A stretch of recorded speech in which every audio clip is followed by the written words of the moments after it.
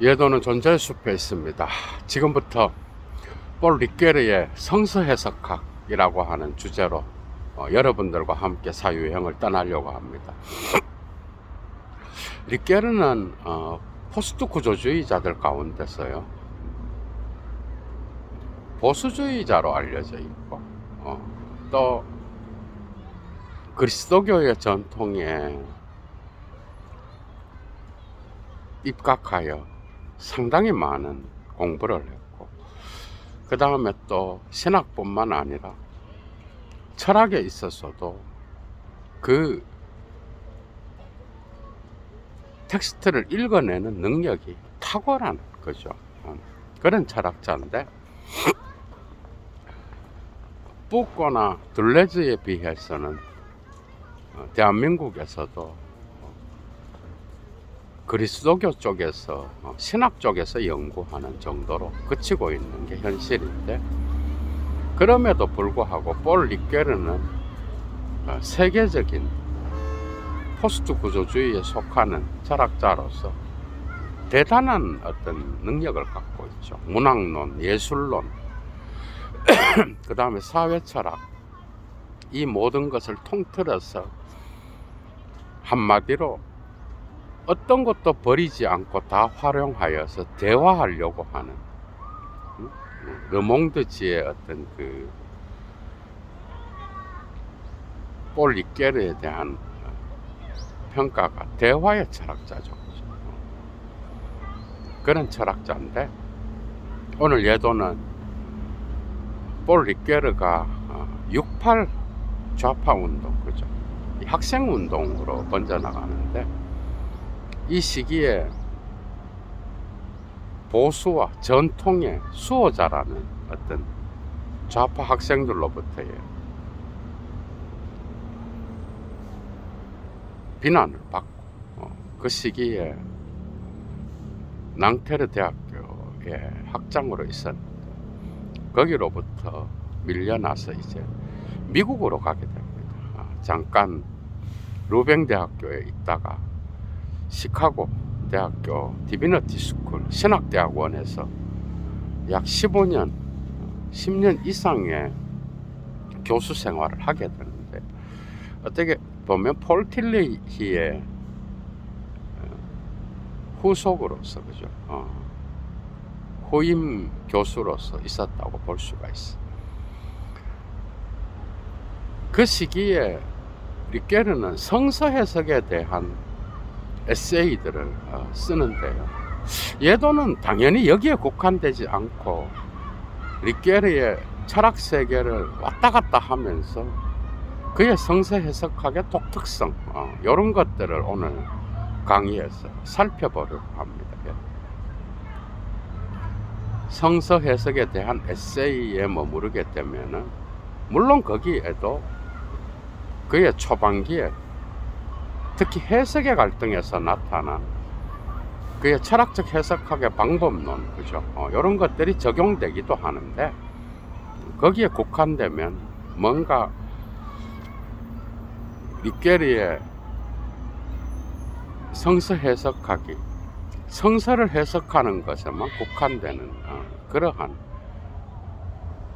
단점이 있겠죠, 그죠? 그래서 예도는 그의 철학 세계 전반을 훑어가면서 성서 해석에서 어떻게 리que르가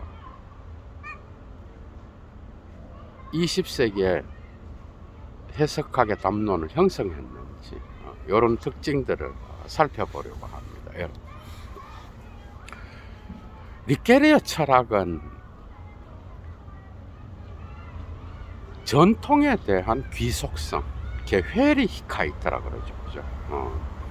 귀속성과 이 귀속성으로 벗어나는 거리두기, 디스탄찌룽이라 그러는데, 이게 어떻게 보면 가다모와 하버마스의 논쟁으로부터 나온 개념들이죠.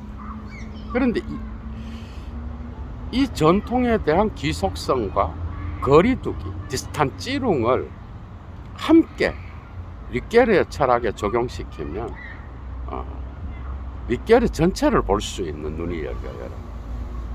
리que르를 이해하기 위해서는 여러분들이 하이데거로부터 출발해야 되지만은 하이데거로 바로 들어가게 되면은 문제가 생겨요. 이건 해석의 갈등에서 르케르가 바로 이야기하는 거예요. 서문부터 이야기하죠. 그죠? 하이데거의 이해의 존재론으로 바로 가게 되면은 거기엔 내용이 없어. 현존재 분석으로 가게 되면 곧바로 실존론적 해석하게 되는데요. 이렇게 되면은 그 현사실성, 내던져져 있음에 어떤 전통의 다양한 텍스트들이, 그죠? 내용 없음으로 곧바로 현존자와 연결되게 돼. 그래서 르케르는 돌아간다 그래. 애움길을 쳐서 구조주의 방법론, 그 다음에 구조주의가 의존하고 있는 소시르의 언어학, 여기에서 로만 야콥슨, 옐름 슬레브, 특히 에밀 벤베니스트의 의미론, 이런 것들을 갖고 와서 전부 다 활용하게 되죠. 그죠? 이런 것들을 거치고 정신분석학의 무의식도 거치고 그 다음에 종교현상학의 상징분석도 거치면서 계속 돌아서 이제 하이데거의 실존론적 해석학으로 돌아오는 거예요. 이게 이제 독특한 르케르의 철학적 해석학의 방법론. 그러니까 르케르가 가다머와 가장 큰 차이는 여기에서 드러나는데, 가다머는 하이데거로 곧바로 가버려요. 물론 랑케나 드로이젠이나 딜타이를 거쳐서 하이데거를 분석해 나가는데, 진리와 방법에서. 그러나 그것은 하이데거의 이해의 존재론, 이 인문과학의 철학적 해석학, 그러니까 인문과학의 진리를 해석하는데 가장 결정적으로 중요한 출발점이라는 걸 밝히기 위해서 이야기를 해요. 그러니까 슐라이어마허부터 랑케 드로이젠, 딜타이까지, 그죠? 계속 이어지는 이러한 역사학과 해석학의 어떤 이런 문제들은 어떻게 보면 현존재의 거기에 있음의 역사성을 상실한, 그죠? 자연과학적 방법론을 취했다라는. 그러니까 자연과학의 방법론을 갖고는 인문과학의 어떤 이러한 진리 해석에서 특히 해석자의 역사성, 현존재의 거기에 있음의 역사성을 놓치고 방법론 쪽으로 적용하려고 하는, 여기서 실증주의적 객관성이 드러나죠. 그죠? 이거 이거 안 된다는 거예요. 이것은 해석자의 역사성 때문에 문제가 되는데, 하이데거는 이런 문제점들을, 가다머는 이런 문제점들을 하이데거의 존재와 시간에서 발견하고, 그죠? 그거를 출발점으로 삼아서 이해의 해석학, 인문과학의 진리 해석은 자연과학의 방법에 의존해서는 안 되며 하이데거의 실존론적 해석, 이해의 해석학, 이해의 존재론으로부터 출발해야 된다. 그러니까 해석자의 역사성을 형성하는 그 전이해, 선입견, 전통, 이런 것과의 관계를 통하여 전통에 대한 해석의 어떤 그 해석자와의 지평을, 그죠?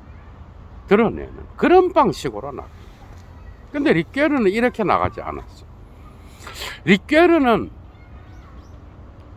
어떤 방법을 취하는가 하면은 슐라이언마허로부터 출발한 어떤 해석학적 방법론을 전부 다 활용하면서 구조주의 방법, 언어학, 정신분석학, 니체의 계보학적 방법, 그 다음에 마르크스의 허위의식을 드러내는 것. 그런데 요 두 개는 니체에 대한 연구와 마르크스에 대한 연구, 물론 뒤에서는 좀 되죠, 그죠? 하버마스를 이야기할 때는, 이데올로기 비판을 이야기할 때는 이 마르크스의 허위의식에 대한 의심의 해석하기 중요해지는데, 니체에 대한 연구는 푸코와 들레즈만큼 못했습니다. 이거는 이 부분은. 그러니까 이런 모든 것들을 다 활용하여 이제 하이데거의 실존론적 해석학으로 가겠다라는 거예요. 그러니까 방법론을 거부하지 않아. 가다머처럼 해석의 방법론을 전부 다 끌어와서 이것을 결국은 해석자의 자기 이해와 연결시키는. 그 리케르가 가브리엘 마르셀의 제자잖아. 이 독특한 실존주의를 형성했던 반성철학자인데요. 리케르는 프랑스 전통에 있는 데카르트의 코기토, 이 반성 철학을 아주 소중히 여겨요. 그러니까 이걸 곧바로 전통과의 어떤 그 대화를 할 때에 곧바로 하이데거의 실존론적 해석, 실존이 서 있는 반성의 자리를 애움기를 치지 않으면 내용이 없어져 버려요. 그러니 이 모든 방법론을 다 통과해서 하이데거는, 아니 폴 리케르는 자기의 철학을 수행하는 거예요. 이제 이해가 되죠. 그런 방식으로 진행해 나가는 거예요. 그러니까 리케르의 철학적 방법론은 그런 방식으로 애움기를 쳐서 설명 이론들을 거치고 방법론을 거쳐서 이해의 존재론에 도달하는. 그러니까 설명과 이해의 변증법입니다. 귀속성, 이해가 서 있는 전통의 귀속성의 강조뿐만 아니라 이 귀속성으로부터의 거리두기를 함께 이야기했던 그런 철학자. 그래서 막 돌아가서 결국은 상징 분석을 통하여 이제는 해석자가 서 있는 실존론적 어떤 존재론과 연결되는 그 지점에서 이제 새로운 가능성의 세계가 드러나는 그런 방식으로 나가는. 이해가 되죠, 그죠? 그러니까 자기 이해는 결국은 자기가 서 있는 이 자기는 실체로서 주어져 있지 않은가. 이런 점에서도 리케르는 후기 구조주의자, 포스트 모더니즘 담론에 속한. 물론 구조주의를 해체하면서 랑그의 체계에서 점점 빠져나와서 바홀 자체의 의미, 담론 분석, 그 다음에 바홀이 가지는 어떤 그러한 생생한 말을 통한 자기 이해, 이런 것들을 이야기하게 되면서 리케르는 소시르 안에서 그 두 개를 변증법적으로 연결시키는 그런 방식으로 나간 거예요.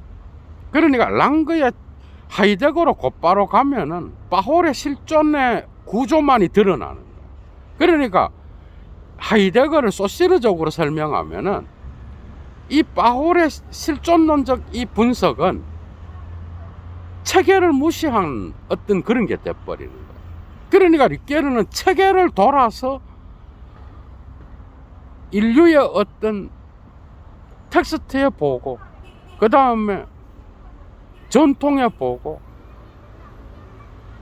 문학의 체계, 예술의 체계, 종교의 텍스트, 이 모든 것들이 서 있는 그 체계를 돌아서 바울로 오겠다 이 말이야. 이해가 되죠, 그죠? 그러니까 소시르적으로 보면 체계를 거쳐서 랑그를 거쳐서 바울로 가겠다 이 말이야. 그런데 하이데거는 바울로 바로 갔다 이 말이야. 소시르적으로 보면.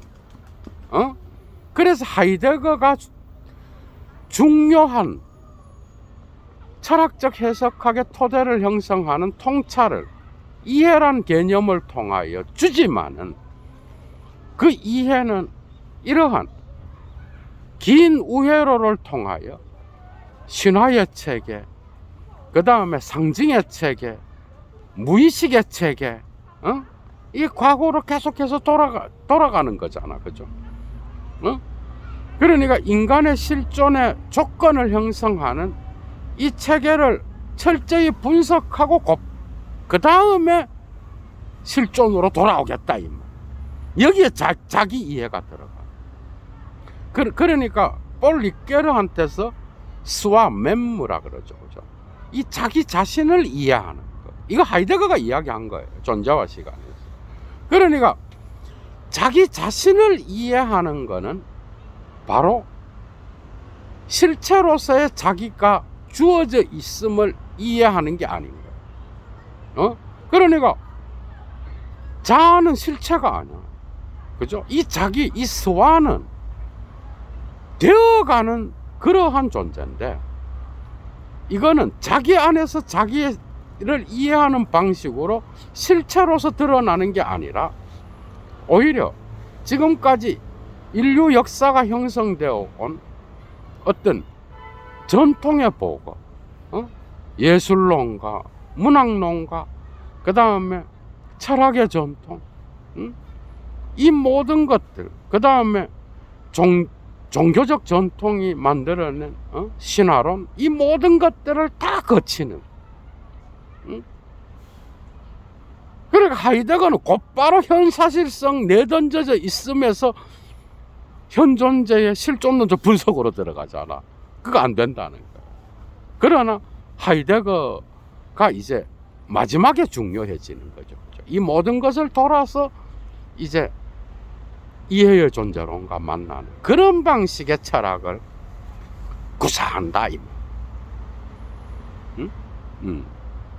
그러니까 자기를 이해한다는 게 이게 리케르의 핵심이에요.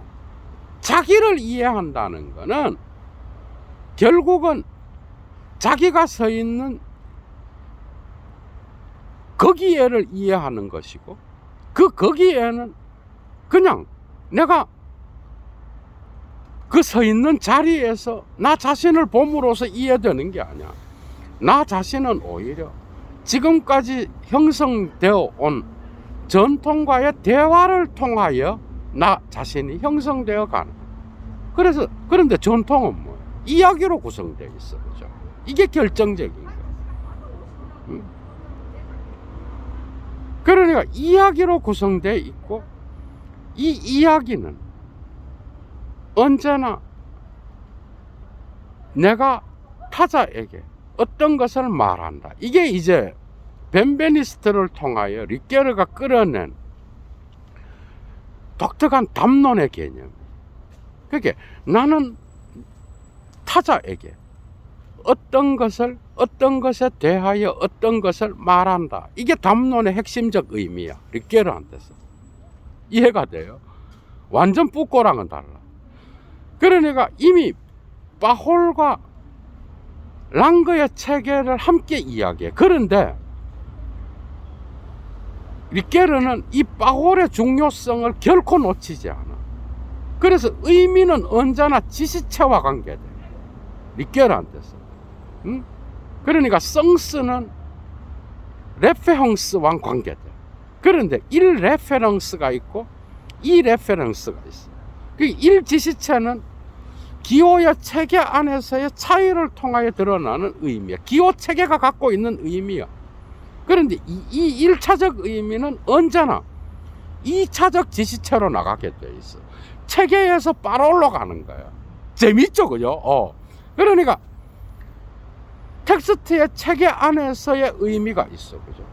그 의미로부터 바깥으로 나와서 요때 이제 이 체계를 한참 분석하는 게 구조주의, 신화론, 그 다음에 언어학, 상징론, 무의식의 어떤 그러한 담론들, 이런 것들을 전부 다가 랑그의 체계에 속하는, 이게 이제 파롤로 나와야 되고 파롤과 연결해야 되는데, 그게 오늘날의 해석자가 서 있는 실존의 자리인 거예요.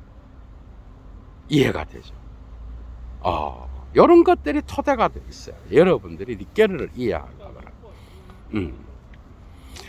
그러니까 폴 리케르는 랑그와 파홀의 어떤 그 두 가지의 중요성, 구조주의는 랑그 쪽으로 갔죠, 그죠? 그 신화 분석에서는 중요하지만 신화에서 이제 우리가 서 있는 역사적 실존의 분석에서는 하이데거가 더 적합하다 이거예요. 이해가 되죠?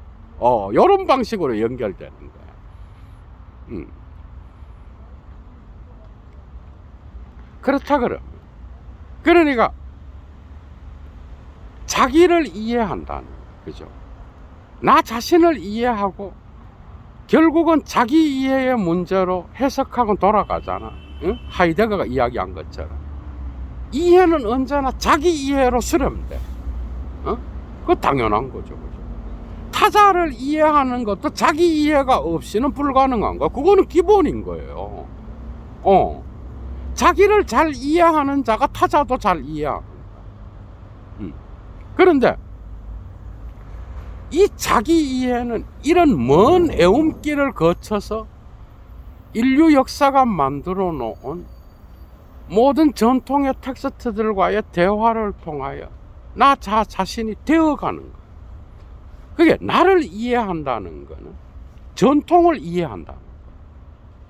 이해가 되죠? 이 전통 개념은 상당히 복잡합니다. 내가 지금까지 발딛고 서 있는 거기에는 하이데거와 같이 곧바로 실존론적 해석학으로 가면 해석학적 순환으로 들어가는 게 아니라 먼 애움길을 쳐서 과거로 돌아가서 그 텍스트들과 대화해요. 이런 것들은 미셸 푸코한테도 적용되죠. 미셸 푸코의 역사의 고문서, 아키브, 이 고문서는 바로 이런 거야. 그러니까 보르헤스의 바벨의 도서관에 비유해. 그러니까 우리는 어떤 텍스트는 그 자체로 홀로 독립해서 서 있는 텍스트는 하나도 없어. 모든 텍스트는 다른 텍스트와 연결돼 있어. 그 안에서 자기를 위치시키는 거야. 이것이 하나의 세계를 형성합니다. 그게 우리야. 그게 나를 이해한다는 거는 이런 방식으로 바벨의 도서관의 상호 텍스트성을 거쳐서, 그죠? 나 자신의 텍스트로 오는 거야. 이거 없는 건 없어요. 그래서 리케르는 돌아간 거야. 그러니까 그 돌아갈 때 거기에는 종교현상학에서 말하는, 종교학에서 말하는 종교 고전들이 있겠죠, 그죠? 불교 경전도 있고, 힌두교 경전도 있고, 그리스도교 경전도 있겠죠, 성서가. 거기에는 문학의 고전도 있을 수 있고, 철학의 고전도 있을 수 있고, 예술의 고전도 있을 수 있는 거야. 근데 곧바로 실존론적 해석학으로 가게 되면 이 모든 것들을 철저하게 분석하는 방법론을 놓치고 가는 거야.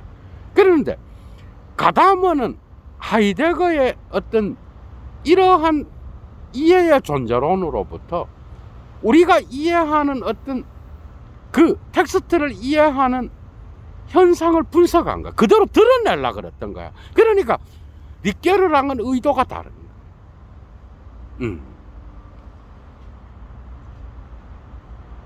리케르한테서도 이 철학적 해석학, 하이데거 가다머의 이 라인의 이 철학적 해석학이 중요하죠. 그죠? 그러니까 여기에서 다른 점은 이런 방식으로 돌아가서 한참 돌아서 해석된 것을 나의 실존과 연결시키는 거예요. 이것을 이제 성서 해석학에 적용시켜 보겠습니다. 자, 성서는 당연히 뭐예요? 텍스트죠. 그죠? 텍스트는 문자로 기록되어 있어. 그죠? 그런데 이 텍스트는 기호의 체계예요. 그렇다 그러면 텍스트에 가장 가까이 서 있는 건 뭐예요? 텍스트를 추석하는 거예요. 히브리어와 그리스어를 추석해서 그 의미를 판별하고 분석하는 거예요. 여기에 구조주의 방법과 역사 비평 방법이 들어가는 거예요. 그런데 릿게르는 그 결국은 하이데거로 기결돼요. 릿게르도. 근데 릿게르는 성서 해석에 대한 에세이에서 역사 비평 방법 갖고는 안 된다는 거예요. 그러니까 역사로 돌아가서 2000년 전의 문서, 뭐 유대 전통의 문서는 뭐 수천 년 됐겠죠. 그죠? 그 문서들을 갖고 역사 비평 방법을 수행하고 구조주의적 방법을 갖고 장르의 체계를 나누고, 그죠? 이런 게 중요하죠. 그러니까 신학에서 성서 신학에 속하는 이러한 구약 신학과 신학의 어떤 이러한 주석 방법을 소중히 여겨야 되겠죠. 그런데 여기에 머무르면 어떻게 해야 돼요? 나의 오늘날의 실존이 사라져버려요. 그래, 역사 비평 방법의 위험성은 뭐예요? 그 수천 년 전에 그 문서가 갖고 있는 실증적인 사실을 찾아낼 수 없다는 거예요. 결국은 모든 텍스트는 오늘날의 해석자가 해석하는 거예요. 현재를 갖고 과거로 들어가는 거예요. 그죠? 그러나 그 과거와 현재의 만남은 결코 그 과거의 수천 년 전에 역사적 사실을 그대로 드러낼 수 없어. 그 당연한 거죠. 불가능한 거예요. 그럼에도 이런 주석 방법과 역사 비평 방법, 그 다음에 그리스어와 히브리어를 주석해서 그 의미를 추출하는 거 아주 중요하죠. 그죠? 이거 거쳐야 된다는 거예요. 하이데거의 실존론적 해석으로 바로 가게 되면 이거 거치는 게 어려워지죠. 그 바로 가지 않고 돌아가는 거예요. 그러니까 성서 안에는 뭐가 있어요? 다양한 장르들이 있어. 그죠? 근데 그게 다 이야기로 구성되어 있어. 성서에는 은유가 있고 역사가 있고 신화가 있고 그 다음에 예수의 비유가 있고 증언이 있고 계시가 있고 이 모든 것들이 다 함께 들어있는 거야. 그래서 성서의 세계는 지금 내가 살아가고 있는 21세기의 실존적 세계와는, 그죠? 다른 세계가 거기에 놓여져 있는 거야. 거기에는 신이 말했다. 데우스 딕시트가 매우 중요해. 신이 말하는 그 계시가 들어있는 거야. 그죠? 그런데 이 모든 것을 우회로를 통하여, 그죠? 텍스트 자체에 입각하여 전통의 귀속성 안에서 계속해서 텍스트를 연구한다 이거예요. 그러면 거기에서 해석학적 순환이 일어나. 그러니까 구조주의 언어학을 적용하고 역사 비평 방법을 적용하고 모든 해석학의 방법을 적용해서 그 의미를 도출했어. 그럼 그 근데 그 해석에도 이미 나의 역사적 상황이 들어가 있다는 거야. 가다면은 오늘날의 해석자의 해석학적 지평이 함께 들어가서 텍스트를 의미를 추출한다는 거예요. 그럼에도 불구하고 이런 구조주의 방법론과 그 다음에 역사 비평 방법, 그 다음에 언어학을 이용한 의미를 추출하는 그러한 주석학, 이 모든 것들이 중요한 거는 상황을 갖고 들어가더라도 그 텍스트 자체, 체계 안에서의 어떤 의미, 구조의 의미가 있겠죠. 그죠? 이거 하지 않으면 어떻게 돼? 지 마음대로 해석하는 거야. 그래서 지금까지의 성서를 해석했던 해석 공동체가 또 있겠죠. 그죠? 그것을 참조하면서 성서 해석을 수행하는 거야. 근데 이 모든 것들이 다 끝나면 이제 성서의 세계와 나의 실존의 세계가 만나는 어떤 그런 지점이 형성이 되죠. 이때야 비로소 이제 나의 실존과 텍스트 해석의 실존, 텍스트 자체가 갖고 있는 랑그 체계와 나의 빠홀이 만나는. 근데 가장 중요한 거, 우리가 성서 안에서 발견하는 게 뭐예요? 죽음과 죄와 고통, 이 모든 것들, 이 모든 것들의 실존적 한계를 발견하는. 결국은 텍스트 안에도 어떤 세계가 숨어 있는 거야. 그죠? 우리는 그 세계와 만나는 거야. 그런데 이렇게 형성된 다양한 방법론을 통하여 돌아서서 텍스트 자체를 해석했어. 그죠? 이제는 그걸 갖고 빠홀로 나오는 거야. 랑그 체계 안에 머무르는 거는 신화 해석과 무의식을 해석하는 데는 아주 중요해. 그죠? 상징 체계를 해석하는 데는 중요해. 그런데 이제 이것을 갖고 나의 삶의 실존에 변화를 가져오고 나의 세계에 적용시켜야 돼.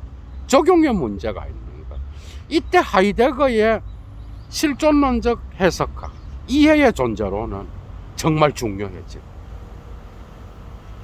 이제 비로소 지평융합이 가능해지는 거야.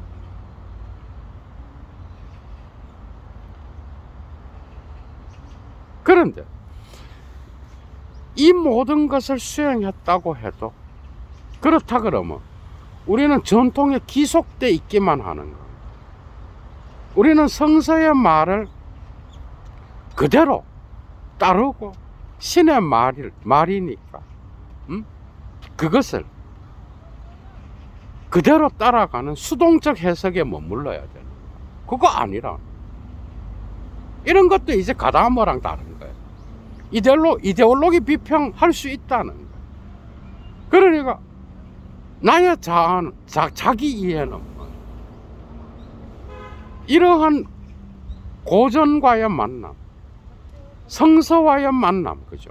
이 만남을 통하여 그 의미의 과잉을 해석하고 그것을 수용해서 나의 실존의 변화의 계기, 새로운 가능성의 세계를 형성하고 나의 자기 이해를 확립해가는, 확장하고 변화시키는, 거기에만 국한되지 않고 나의 자기, 이 스와 면문은 전통을 비판할 수 있어. 그죠? 성서에 예를 들면 이런 거. 근데 리케르는 이걸 강하게 성서 해석학을 이야기할 때 강하게 적용시키진 않아. 다른 전통을 이야기할 때는 모르지. 예를 들면 이런 게 있어. 성서 안에는 고대 시대로부터, 그죠? 이미 고대의 그 문서가 끝난 거야, 그죠? 그런데 그 안에는 고대의 언어관, 세계관이 그대로 들어가 있어. 이게 불튼만의 탈신화화, 엔트 미톨로기 지붕을 우리가 갖고 올 수 있어. 그죠? 그래서 오늘날의 시대의 사람들의 세계관에 맞게 그 성서를 읽는, 그래서 탈신화화해야 된다. 그거 역시도 뭐예요? 이데올로기 비평이지. 오늘날에 내가 서 있는 해석자의 관점에서, 그러니까 성서 안에 들어있는 고대 히브리인들이 여성을 짐승과 함께 놓는다든지, 그죠? 적을 향하여 저주의 기도를 한다든지, 이런 거 오늘날 누가 받아들여? 이데올로기 비평할 수 있죠, 당연히. 그런 방식으로 성서로부터의 기속성과 거리두기를 함께 이야기할 수 있어요. 이해와 설명을 함께 적용하여 우리는 텍스트를 해석해야 된다, 이 말.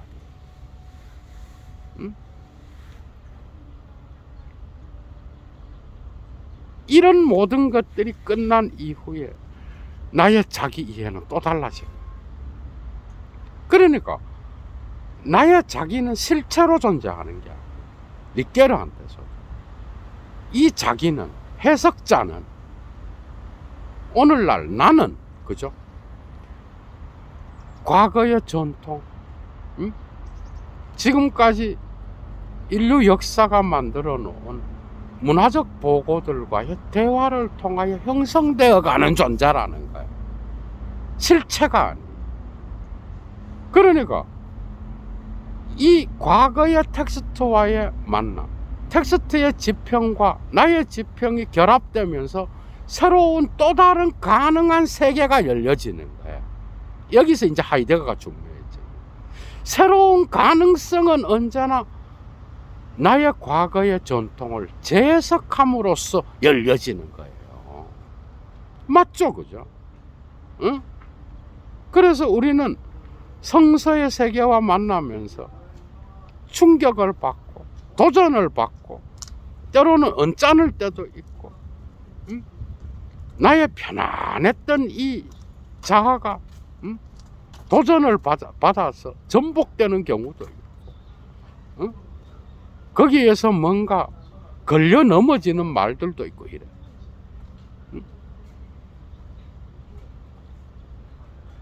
내가 평소에 갖고 있었던 전이해가 다 무너져 버려요. 그죠? 그래서 내가 갖고 있었던 텍스트와의 만나기 이전의 나의 자기, 그죠? 이 자기는 또 텍스트와의 만남을 통하여 변화되는, 그래서 이 텍스트와의 만남은 나의 실존과의 만남, 그게 랑그에서 바홀로 나왔고, 이 바홀에서 이제는 실천적 삶의 살아감을 통해, 이게 결국 중요한 닉게르한테서도 그냥 성서를 읽고 뭐 그거를 뭐 주석을 했어.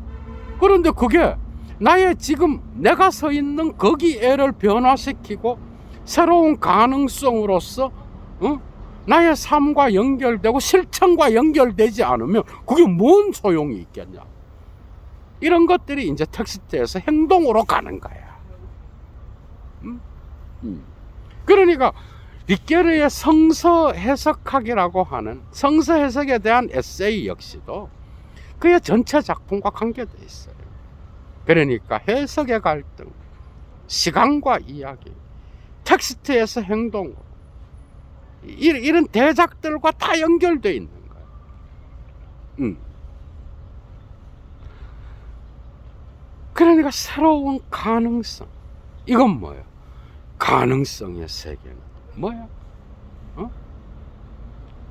나의 자아를 새롭게 이해하는 그러한 사건인 거예요. 그래서 이해는 언제나 사건이야, 그죠?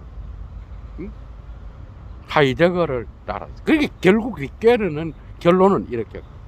그 역사 비평 방법에 머무르면 어떻게 해야 돼? 끊임없이 현재를 과거로 환원시키려고 그러는 거잖아. 텍스트 안으로. 그래서 그건 불가능해. 역사 비평 방법의 한계를 이야기하는.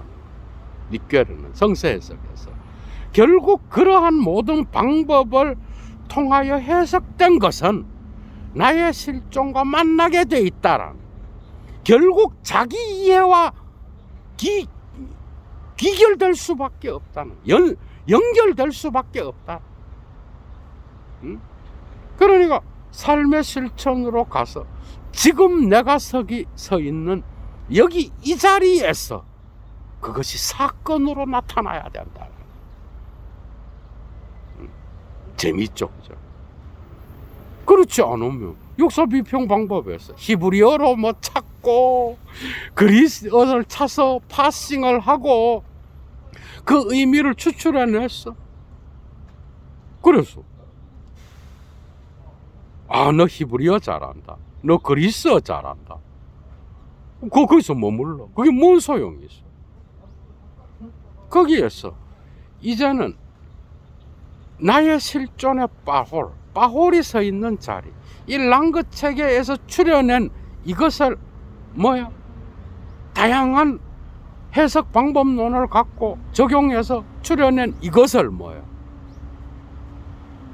당연히 적용시켜야 돼. 나의 삶의 실천으로까지 나와야 되는 거야. 텍스트에서 행동으로 나와야 되는 거야. 그죠? 이때 비로소 사건이 일어나. 이 존재 사건, 자인스 게쉔, 이 하이데거 용어, 이 존재 사건은 결국은 나의 삶의 실천과 관계된 거고, 나의 자기 이해와 관계된 거고, 타자와의 관계, 사회 안에서 내가 어떻게 살아갈 건지와 관계되는 거야. 그러니까 텍스트와의 만남은 새로운 사건의 지평을 열어주는 거야. 열어주고 거기에서 또 다른 자아가 되어가는 그런 순간인 거예요. 만남은 언제나 사건을 만들어. 사건은 나 혼자 있을 땐 사건이 아니라 언제나 그 사건은 타자와의 만남을 통해서 일어나. 그래서 가다마는 거죠. 진리와 방법에서 해겔의 자아와 타자의 변증법을 이러한 하이데거로부터 출발하는 이해의 존재론 안에 결론부로서, 그죠? 이 대화의 해석학을 수행할 수 있었던, 그걸 해겔에 의존하고 있었거든. 그 릭게르는 뭐야? 릭게르는 곧바로 이해가 드러나는 어떤 사건, 여기에만 관심이 있는 게 아니라 그 사건을 깊숙이 돌아서 전통 자체가 서 있는 텍스트의 기호 체계의 의미론을, 그죠? 함께 분석하고, 그래서 구조주의와 정신 분석학을 돌아서, 그죠? 종교 현상학에서 나타나는 어떤 그러한 상징 체계를 돌아서 다 끌어와서 그 다음에 비로소 이제 나의 실존과 만난다는 걸 이야기하는, 이게 릭게르의 해석학의 독특성이에요.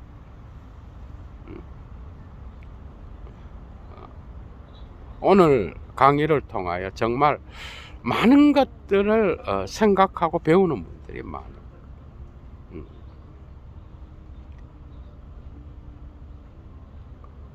그러니까 그 만남은 뭐예요? 거기에서 특히 그리스도교 안에서는 성령의 역할이 또 있어. 릭게르도 이 성령의 역할을 이야기를 해. 그런데 그는 신학자가 아니라 철학자이기 때문에 아주 깊이 있게 들어가진 않아. 그 부분을 인정을 하지만은 이러한 철학적 해석학에서의 다양한 언어를 해석하는 주석 방법, 그 다음에 그러한 것을 사용할 때 구조주의 방법, 역사 비평 방법, 이런 것들의 어떤 소중함을 다 갖고 와서 거기에 머물러서는 안 된다. 이미 모든 해석은 하이데거가 가르쳐 준 것처럼 나의 자기 이해가 포함되어 있다. 리케르는 이걸 한참 돌아서 이제 연결시켜요. 그것을 그리스도교에서는 어떤 성령의 사건, 뭐 이렇게 이야기할 수 있겠죠, 그죠? 그런 해석학의 독특함이 있어요, 여러분. 이런 것들에 천착하여 여러분들이 리케르의 어떤 철학적 해석학을 여러분들의 성서 읽기, 그 다음에 또 철학에서 말하는 자기 이해, 그건 실체가 아니라 언제나 죽을 때까지 되어감 속에 있다라고 하는, 이게 다 하이데거로부터 그런 것들을 한번 깊이 있게 생각하는 그런 시간이 되시길 바랍니다. 예도는 물러갑니다, 여러분. 좋아요 잊지 마시고요. 그 다음에 여건이 되시는 분은 꼭 클래스의 차이를 아시고 가치의 유익함을 아시는 꼭 예도TV 사막의 철학을 후원해 주십시오. 자발적 수업료겠죠. 예도 물러갑니다. 주스!